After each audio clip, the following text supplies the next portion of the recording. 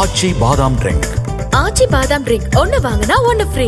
100 நாள் வேலைவாய்ப்பு திட்டத்தில் பணிகள் மற்றும் ஊதியம் வழங்க வேண்டும், இல்லை என்றால் புதிய தமிழகம் சார்பில் போராட்டம் நடைபெறும் என கிருஷ்ணசாமி தெரிவித்துள்ளார்.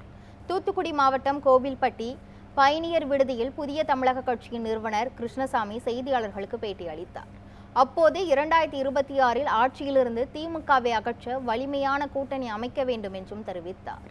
மேலும் 100 நாள் வேலைவாய்ப்பு திட்டத்தில் பணிகள் மற்றும் ஊதியம் வழங்க வேண்டும், இல்லை என்றால் புதிய தமிழகம் சார்பில் போராட்டம் நடைபெறும் எனவும் தெரிவித்தார். வாழ்வாதாரத்துக்கு பல வழிகள் உண்டு. கொஞ்சம் அதாவது பல பேர் அரசு ஊழியர்களாக இருக்கிறார்கள், நிரந்தர சம்பளம் வருது. தனியார் தொழிற்சாலை இருக்கிறார்கள், அது உத்தரவாதமான சொல்ல முடியாது. பெரிய விவசாயிகள் இருக்கிறார்கள், நடுத்தர விவசாயிகள், சிறு விவசாயிகள் இருக்கிறார்கள். ஏது மற்ற நிற்கதியாக இருக்கிறார்கள் பல பேர், எண்ணற்றோர் எல்லா சமுதாயத்திலும் இருக்கிறாங்க. அவர்களுக்கு எல்லா காலகட்டங்களிலும் வேலை கொடுக்க முடியுமா? நம்முடைய நிலைமையை இன்னொரு நாடு முடிவெடுக்கக்கூடிய அளவுக்கு இருப்பது ஏற்புடையதல்ல.